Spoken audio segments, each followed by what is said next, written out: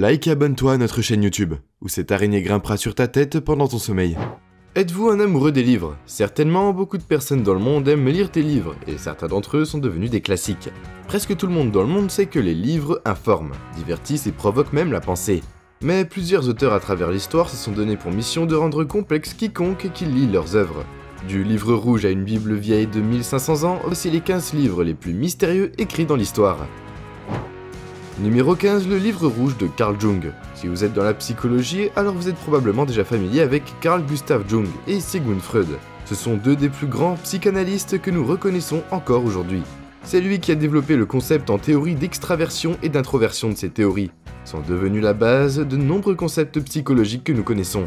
Alors, qu'est-ce qui est si spécial dans le livre rouge qu'il a écrit? Contient-il des secrets pour l'esprit humain? Pas vraiment. Ce qui rendait le livre rouge si mystérieux, c'est que la famille de Carl Jung l'a conservé pendant 80 ans. Il contient certaines des pensées les plus personnelles du psychiatre suisse.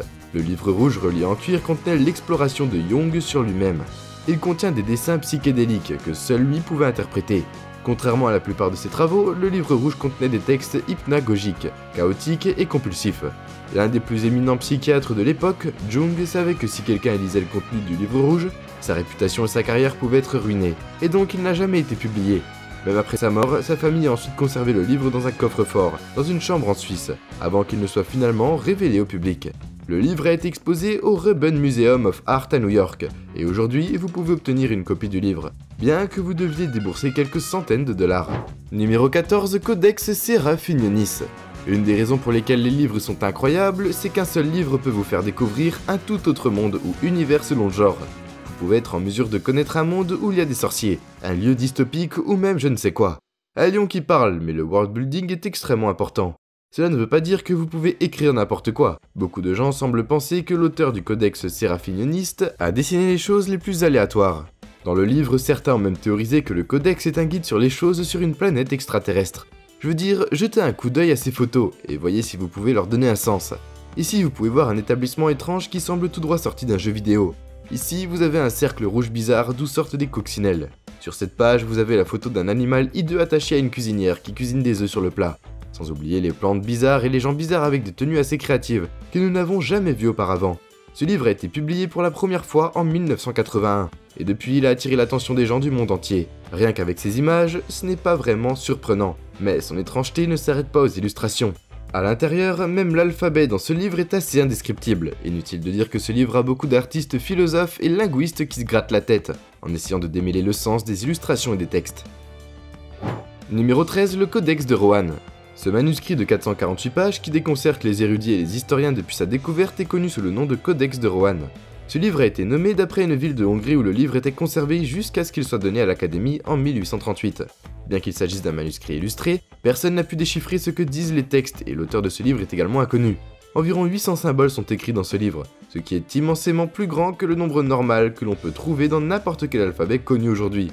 Un autre détail étrange est qu'il n'y a presque aucune répétition dans les symboles utilisés dans ce livre, ce qui a conduit beaucoup de gens à penser que peut-être les symboles utilisés ici ne sont pas un alphabet, mais plutôt un syllabaire, ou logographique par nature. L'observation des illustrations ne vous donnera pas non plus d'indices sur ce dont parle exactement le sujet du livre. Quelques illustrations semblent représenter des scènes religieuses et militaires, et beaucoup croient que ce livre dépeint un monde où un chrétien, païen, musulman coexistent. Cependant, cette affirmation n'a jamais été confirmée, ni aucune des autres théories sur le contenu du livre. Au fil des années, de nombreux chercheurs ont essayé de déchiffrer les messages confus et cryptiques dans ce livre.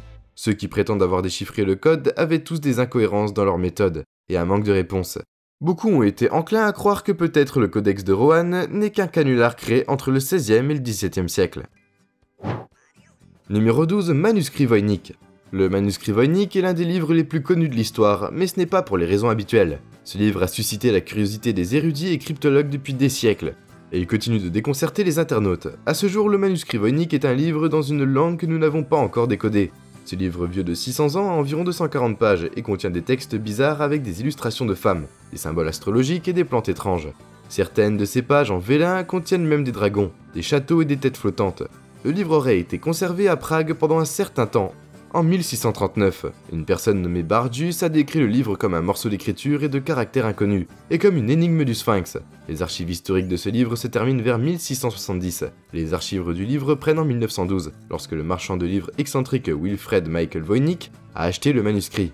Depuis, le manuscrit a été attribué à presque tout le monde, des anciens postes civils au Moyen-Âge à Léonard de Vinci, et bien sûr aux extraterrestres. Chaque tentative faite pour déchiffrer le sens de ce livre est un échec. Toutes les tentatives ont eu des défauts et des critiques, tout comme le Codex de Rohan, ce qui a conduit beaucoup de gens à croire que peut-être le manuscrit Voynich n'est qu'un canular créé par quelqu'un pour confondre tous ceux qui l'ont vu. Numéro 11, livre de Soik. Aussi connu comme le livre qui tue, c'est un manuscrit de 200 pages écrit en latin. On dit que ce livre a été fait au début du XVIe siècle. Le conseiller de la reine Elisabeth, mathématicien, astronome et astrologue, John Dee, possédait un exemplaire du livre de Soiga. Il était l'un des nombreux qui ont essayé de déchiffrer les secrets de ce livre. John Dee n'a pas réussi dans ses tentatives et le manuscrit de 197 pages est encore considéré comme un mystère à ce jour. Certains pensent que le livre a été créé quand Adam était au paradis, et que seul un archange pouvait comprendre le livre. Ce livre a intrigué les gens du monde entier, mais plus particulièrement ceux qui sont intéressés par l'occulte. Les chercheurs, les historiens et les cryptologues croient également que tout comme les autres livres mystiques, le livre de Soiga révèle les derniers secrets de l'humanité. Une des principales théories que nous acceptons aujourd'hui est que le livre de Soiga est un manuscrit rempli d'instructions pour des rituels magiques, des incantations, ainsi que des guides d'astrologie et de démonologie. Numéro 10, Popovu. Voici le Popovu, qui se traduit par le livre du peuple. C'est un livre qui raconte la mythologie et l'histoire du peuple Quiche, un des peuples mayas qui vivait au Guatemala et dans plusieurs états mexicains. Ce livre a été écrit au milieu des années 1500, et le livre raconte comment les humains et les animaux sont apparus selon l'histoire de la création. Il n'y avait que le ciel et la mer au début jusqu'à ce que l'unique créateur forme la terre. Maintenant, vous pensez probablement que c'est comme la plupart des histoires de création, et vous avez raison. Mais dans ce livre, les premières créatures à marcher sur la terre étaient des animaux, puis le créateur a fait des hommes de boue, puis des hommes de bois. Plus tard, il a décidé de faire des gens en maïs, et quand il a réussi, le dieu créa alors des femmes, comme les hommes. Mais il dormait. Numéro 9, Codex Giga. Le Codex Giga se traduit littéralement par le livre géant, et c'est le plus grand manuscrit médiéval du monde. Malheureusement, on sait peu de choses sur ce livre. Le Codex Giga, également connu sous le nom de la Bible du Diable, a une longueur stupéfiante de 1 mètre, une largeur d'environ 73 cm et une épaisseur d'environ 20 cm. Contrairement au livre que vous pouvez transporter librement, le Codex Giga pèse 75 kg. Ce n'est pas vraiment surprenant étant donné qu'il fait environ 300 couches de vélin fabriquées à partir de la peau de 160 ânes. Donc si vous deviez deviner combien de temps il a fallu à l'auteur pour finir d'écrire et d'illustrer le contenu de cet énorme livre, combien de temps auriez-vous pensé ? Quelques mois, un an ou plusieurs années. C'est normal que ça ait pris beaucoup de temps avant d'être terminé, et pourtant, selon l'historien, le livre du diable a été achevé en quelques heures seulement. Un moine du monastère bénédictin de Podlacice, en République tchèque, était l'auteur de ce livre gigantesque. Un jour, le moine a été condamné à la prison, et devait emmurer à mort le jour suivant. Désespéré et effrayé, le moine a plaidé pour que sa vie soit épargnée en échange de la liberté. Il dit au monastère qu'il allait écrire un livre qui contiendrait toutes les connaissances humaines avant le lendemain matin, en sachant que c'est un exploit impossible. Le monastère accepta, tout le monde pensait que la mort du moine était garantie, et pourtant le lendemain matin, ils ont tous vu le codex terminé. À l'époque, il avait plus de 620 pages, mais au fil des années, seules 310 pages restent intactes. Aujourd'hui, comme promis, le monastère a accordé au moine sa liberté, et sur la première page du livre, il y avait une inscription qu'il avait été mise en gage, au monastère de Sedlik. Numéro 8, le livre d'Urantia. Écrit par un auteur anonyme, le livre d'Urantia, aussi appelé les papiers d'Urantia, comme un livre spirituel, philosophique et religieux, dont on dit qu'il a été écrit à Chicago entre 1924 et 1955. La raison pour laquelle il a suscité autant d'attention est le fait que son contenu est comme celui de la Bible. Dans un soupçon de code légal justinien, si vous avez l'intention de lire ce livre, alors préparez-vous à une lecture approfondie, car ce livre a plus de 2000 pages. Il explique comment cette planète a commencé, son but et comment il doit être accompli. Il parle aussi largement de la vie et des enseignements de Jésus. Cette partie occupe environ 775 pages du livre. Il parle de son enfance, son adolescence, sa vie de famille, son ministère public et même sa mort et sa résurrection. C'est impressionnant, comment quelqu'un peut écrire 2000 pages selon l'organisation d'Urantia. Le livre n'a pas d'auteur, mais les anges ont communiqué tout son contenu à une source anonyme. Je ne peux pas vraiment confirmer si ce livre est juste le produit d'un effort humain ou les mots d'une entité sainte. Numéro 7, Ripley Scroll. La pierre philosophale est une substance alchimique qui était censée être capable de transformer des métaux communs en métaux précieux comme l'or et l'argent.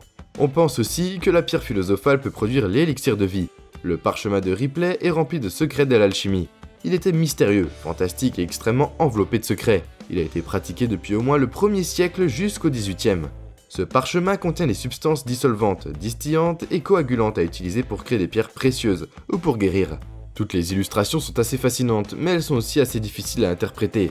Et à ce jour, beaucoup sont encore émerveillés par ces parchemins que Ripley a fait lui-même. Numéro 6, Sarajevo Agara. Le Agara de Sarajevo est la propriété du Musée national de Bosnie et Herzégovine. C'est un manuscrit illustré et c'est l'un des plus anciens Agadas séfarades du monde originaire de Barcelone vers 1350. Certains disent même que le Agara de Sarajevo est en fait un livre indestructible. Vous voyez, elle a survécu à de nombreuses tentatives de destruction pendant la Seconde Guerre mondiale. Des gens ont risqué leur vie pour cacher des nazis et des Ustachis. Le livre a fini par être transmis à différentes personnes quand la guerre de Bosnie a fait rage en 1992. Ce manuscrit a survécu au cambriolage d'un musée. En fait, quand les gens l'ont trouvé, il était déjà sur le sol avec de nombreux objets que les voleurs pensaient ne pas avoir de valeur. Mais ce ne sont pas les seules situations auxquelles le Sarajevo a survécu. Numéro 5, le Smithfield. Voici les décrets de Smithfield. Pendant de nombreuses années, les gens ont été curieux par les étranges gribouillis de ce manuscrit médiéval. Mais que sont exactement les Smithfield ? C'est en fait une copie des décrets du pape Grégoire, le 9e avec une glose de Bernard de Parme. A l'origine, les décrets sont une collective d'ouvrages de droit canon qui a été fait en 1230 par Saint Raymond de Pennafort, sous les ordres du pape Grégoire IX. Alors pourquoi exactement il y a ces étranges dessins qui n'ont aucun lien avec les textes ? Apparemment, les illustrations ont été ajoutées par un groupe d'illustrateurs qui ont été commandés par une personne anonyme de l'Est de l'Angleterre. À l'époque où il a été fait, les drôleries étaient la tendance en Angleterre, et donc le résultat de ces illustrations marginales bizarres, absurdes et humoristiques dans le parchemin. Je suppose que seul le mystère ici est pourquoi quelqu'un aurait commandé des illustrateurs pour dessiner sur un document aussi important. Numéro 4, Naufrage de 300 ans. Ils disent que ce livre trouvé dans une épave de 327 ans pourrait changer la façon dont nous comprenons l'histoire de l'humanité. L'Archange Raphaël était un navire de commerce allemand qui a coulé près de Weborgen en 1724. Récemment, quelques artefacts ont été récupérés de cette épave, et parmi les choses qu'ils ont récupérées, il y a ce livre. La dernière chose que l'on s'attend à récupérer dans l'océan est un livre fait de matériaux qui disparaît aussi facilement dans l'eau. Et pourtant ce livre a survécu en étant submergé dans l'eau pendant des centaines d'années. Ce livre ancien est assez étrange et on pense qu'il a été écrit en langue allemande. On peut encore lire quelques textes dans le livre. Le titre du livre lui-même ne peut plus être lu, mais on peut encore distinguer le début du titre qui dit l'histoire de la vie. Numéro 3, Nostradamus, la prophétie. Croyez-vous que certaines personnes ont la capacité de prévoir l'avenir ? Des millions de personnes croient qu'une personne qui a vécu dans les années 1500 a prédit beaucoup des choses qui se sont produites des années après sa mort. Nostradamus est considéré comme étant une personne qui a prédit avec beaucoup de succès, beaucoup de choses qui se sont réellement produites dans le futur. On dit qu'il a prédit avec succès le grand incendie de Londres, la venue d'Adolf Hitler et les bombes d'Hiroshima et de Nagasaki, et même l'assassinat de Kennedy. Il a même prédit la Révolution française. Il a même parlé de la peste en captivité dans ses prophéties, mais on pourrait dire que toutes les prédictions précises qu'il a faites étaient juste de simples coïncidences. Mais qui est exactement Nostradamus ? Un astrologue et médecin français qui est devenu célèbre grâce à ses prophéties, ce qui lui a valu beaucoup d'adeptes à l'époque qui lui sont restés fidèles jusqu'à sa mort. Ses travaux les plus controversés est le livre intitulé Les Prophéties, qu'il a publié en 1555. Selon ce livre, le monde est destiné à se terminer en l'an 3796. Et pour être honnête, personne sur Terre en ce moment ne vivra pour voir si sa prédiction était vraie ou non. Numéro 2, La Caverne de la Mort. La Caverne de la Mort est un livre écrit en 1794. Contrairement à tous les autres livres dont j'ai parlé jusqu'à présent, La Caverne de la Mort est un livre avec une histoire et une intrigue claire. C'est en gros comme un livre normal que vous pouvez acheter à la librairie du coin. Il s'agit du voyage du personnage principal à travers la forêt noire et le retour chez lui pour voir son ami amoureux de la dame Constance. Mais quand le protagoniste revient dans sa ville natale, il apprend qu'il a des concurrents pour l'amour de Constance. Alors ce qui est mystérieux dans ce livre, vous voyez, il n'a pas d'auteur connu, il est resté anonyme à travers les années et jusqu'à aujourd'hui, personne n'a la moindre idée de qui a écrit ce livre gothique. Numéro 1, Bible vieille de 1500 ans. Que vous soyez religieux ou non, vous connaissez probablement la Bible, et indépendamment de votre religion, vous connaissez probablement quelques faits à son sujet. Tout au long de l'histoire de l'humanité, la religion a été au centre des débats, et récemment, nous avons découvert une Bible vieille de 1500 ans, qui pourrait éventuellement réécrire ce que nous savons déjà sur le christianisme. Cette Bible a été trouvée en Turquie, en 2000, et elle contient apparemment l'évangile de Barnabé, qui était un disciple du Christ. Maintenant, ce qui rend cette Bible mystérieuse et controversée, c'est que dans son texte, il affirme que Jésus n'a pas vraiment été crucifié, mais que Judas l'a été. Dans cette version, Jésus est monté au ciel, vivant et en bonne santé. La Bible affirme également que Jésus n'était pas le fils de Dieu, mais simplement un prophète qui a transmis et répandu la parole de Dieu. Cependant, ce n'est pas parce que quelque chose est ancien que nous ne pouvons pas vraiment la considérer comme la vérité. Tout comme aujourd'hui, beaucoup de canulars et de faux ont été créés. Cependant, si le contenu de cette Bible était vraiment vrai, cela ébranlerait sûrement les fondations du christianisme. Et nous voilà déjà à la fin de la vidéo.